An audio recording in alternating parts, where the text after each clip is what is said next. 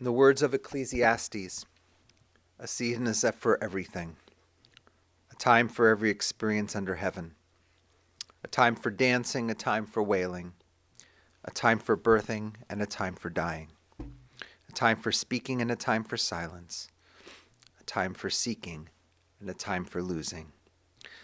The time of mourning is a complicated time filled with many emotions, both bitter and sweet. We begin our service with the recitation of psalms and prayers, thus linking Vera's life with the 3,000-year-old tradition of the people Israel and the eternity of God. I am Rabbi Josh Caruso of Anshe Chesed, Fairmount Temple. It is my honor today to pay tribute to Vera, to walk with her family through these moments of grief and memory. Please join me, if you wish, in the recitation of Psalm 23. The Lord is my shepherd, I shall not want. He maketh me to lie down in green pastures. He leadeth me beside the still waters. He restoreth my soul. He guideth me in straight paths for his name's sake. Yea, though I walk through the valley of the shadow of death, I will fear no evil, for thou art with me. Thy rod and thy staff, they comfort me. Thou preparest a table before me in the presence of mine enemies. Thou hast anointed my head with oil. My cup runneth over. Surely goodness and mercy shall follow me all the days of my life, and I shall dwell in the house of the Lord forever. Eshet Chayil. Eshet Chayil mi yimsa. What a precious find is an Eshet Chayil, a woman of valor. Her worth is far beyond rubies. Her husband puts his confidence in her. It's okay. And he lacks no good thing. She is good to him, never bad, all the days of her life. She, like Vera, opened her hand to the needy. She extended her hand to the poor. She was clothed with strength and splendor. She looks to the future cheerfully. She opened her mouth with wisdom. Her tongue was guided by kindness. She oversees the activities of her household and never eats the bread of idleness. Her children come forward and bless her, Carol and Richard. And her loved ones, her companions, they praised her. Many women have done superbly, but you, Vera, surpassed them all. Charm is deceitful, and beauty is vain, but a God-revering woman is much to be praised. Extol her for the fruit of her hand. Wherever people gather, her deeds speak her praise.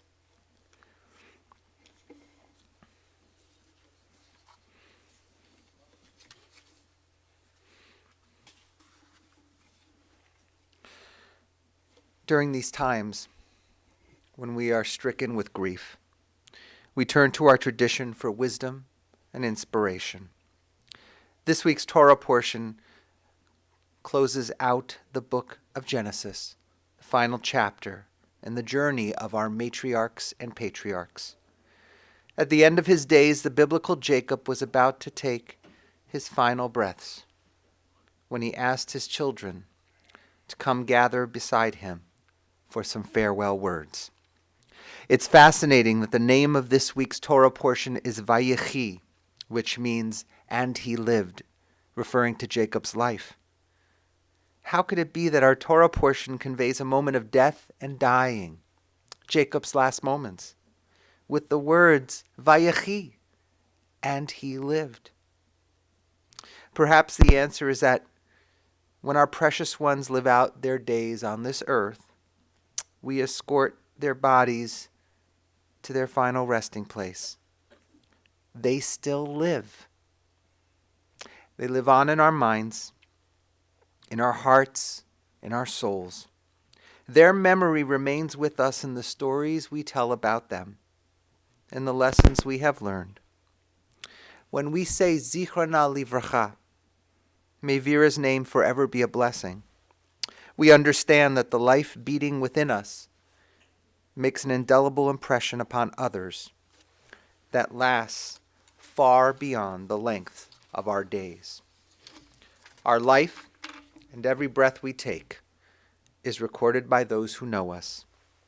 And today we play back the videotape of Vera's life. No, we cannot speak exhaustively on each one of her 91 years on earth, but we can lift up the moments and stories that remain, knowing full well that there are many more that will for sure go unsaid. That's what it's like when we lose someone we love. There's much that is said, and there's so much that we carry with us that simply does not need to be said. Those who know, know. So perhaps it's not surprising that I began my remarks with words of Torah. But I think it's particularly fitting, knowing how important Judaism was to Vera. Raised Orthodox right here in Cleveland, on Kinsman, the old country, back in Cleveland. Raised by Bernard and Bess Axelrod with her brother Myron, or Mike, whom she loved dearly, and she called Sonny Boy. Vera always held Judaism close to her heart, even during those exceedingly long family Passover Seders. And so much of who she was and what she appreciated in life is consonant with Jewish living. Study, discernment, curiosity, music, art, creativity, intellectual pursuits, not to mention the importance of family. This is what Vera was all about.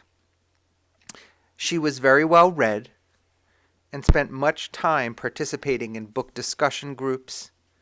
She spoke with impeccable grammar and syntax, and that served her well in her job as a legal secretary down by Public Square. After a while, everyone knew Vera in the courthouse. She was an expert typist and sought excellence in her life. She was a striver, always reaching for more learning, more understanding. Perhaps that was a response to the traditionally minded culture in which she was raised. As a girl, less was expected of her simply by virtue of her gender. And even though she had the ability to reach for the stars, she was not put in a position early on in her life to realize her clear capacity. That's probably why, as an adult, she put her life into another gear, always striving. She became active politically in the 1960s, advocating for nuclear disarmament, although I'm told that her political views changed a little bit as she evolved in her life. She became active politically in the 60s in that way, but she stayed interested in the world affairs. She enjoyed classical music and opera, was called to the Torah as an adult bat mitzvah right alongside her husband at the time, Ben Skall, and they had a big party afterwards too. She tended to her garden, growing vegetables and fruits, in addition to nurturing rose bushes, violets, and orchids, just to name a few. Vera did all these things, finding a way to care for herself while caring for the most important people in her life, her children. She was a proud working mother who took all her roles seriously. Carol shared that she learned what it meant to be a good mother from Vera. And of course, there was the food. Yes, Richard and Carol, you were able to fill me in on some of the favorites. Lots of fare from the recipe books of hers and Leonard's parents and family.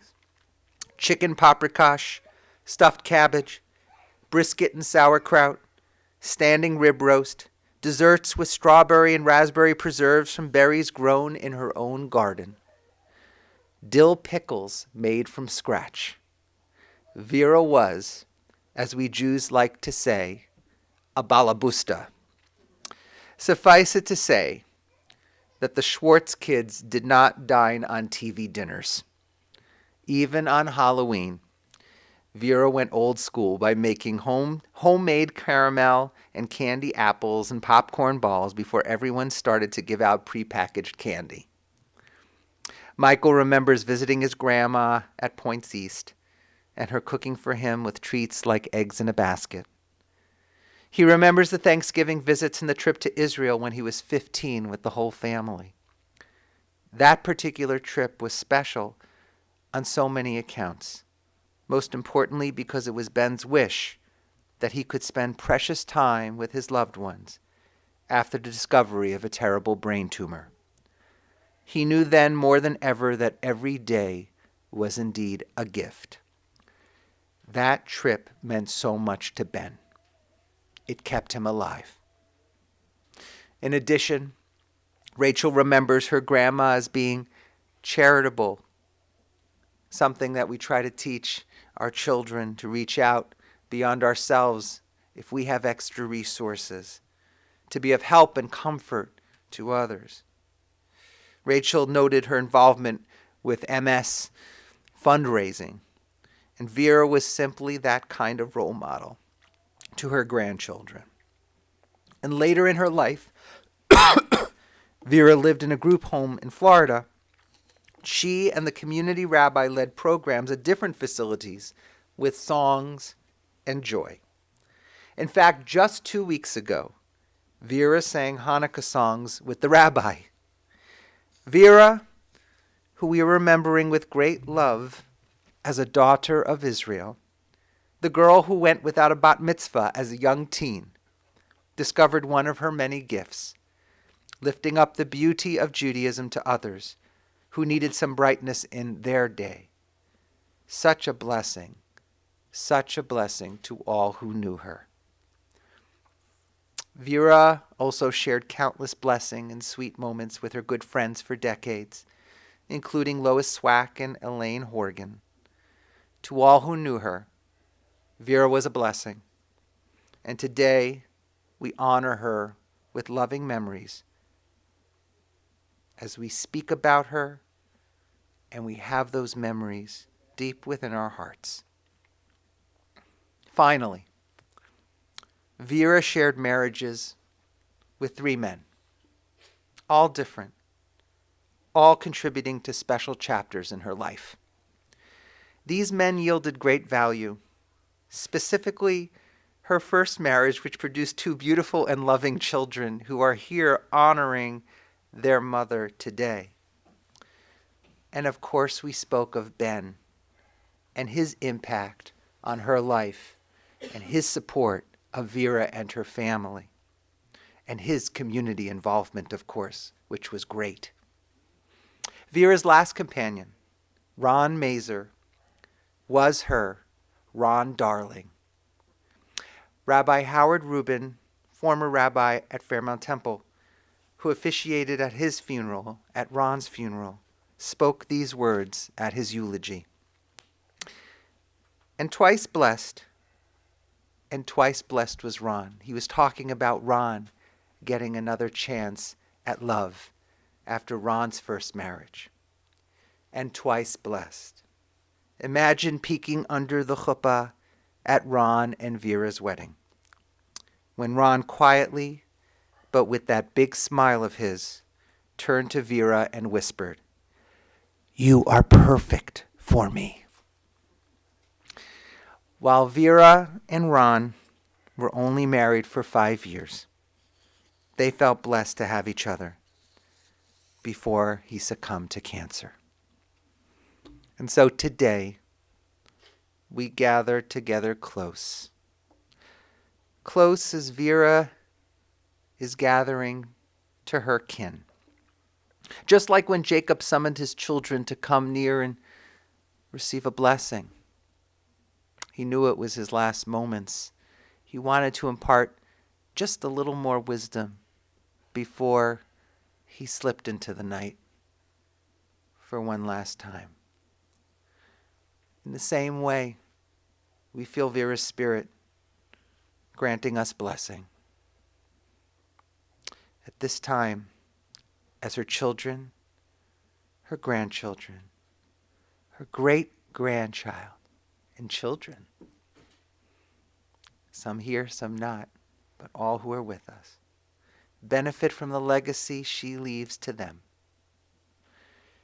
Zichrona livracha. May Vera's memory forever be a blessing.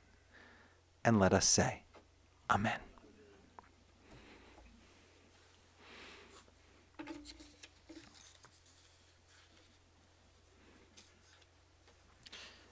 Now we rise in body or in spirit for the chanting of El Malei Rachamim, the memorial prayer.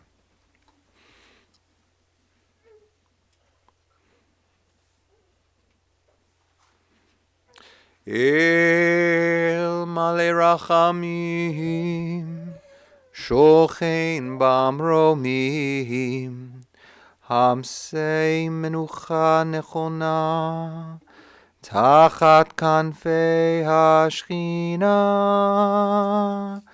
B'malot Kerushim Utorim, Kezor Rakia Mazirim, Et Nishmat Devora Rivka, Bat Bernard Bebes, Shalcha Leolama, Began Eden Tei Menuchata, Ana Balarachamim, Hastireha, Beseter Kenafecha Leolamim, Utzror Bitzror Achaim, Et Nishmata, Adonai Unachalata, Vetanuach Beshalom al Mishkava, Venomar Amen. El Malei Rachamim, exalted, compassionate God, grant infinite rest in your sheltering presence among the holy and the pure, to the soul of Vera Skall, who has gone to her eternal home. Merciful One, we ask that our loved one find perfect peace in your eternal embrace. May her soul be bound up in the bond of life. May she rest in peace. And let us say, Amen. As we turn to the conclusion of our service, we'd like to make sure we recognize and acknowledge all those who survive Vera today. The loving mother, of Carol and Richard, devoted grandmother of Rachel and Jason, Michael and Leslie, and the great-grandmother of Lizzie, Leah, Piper, and Charlie. And of course, in loving memory, remember all those companions that she had through the years, as well as her brother, Myron. May her legacy continue and live on in all of us today. And let us say, Amen. As we have reached the conclusion of our service, we will move from here, funeral home, to Mayfield Cemetery, where Vera will be interred. And then following there, family will receive friends at Point East Condominium in the reception room, 27500 Cedar Road. Family will be sitting today, following services, following graveside services until 7 p.m.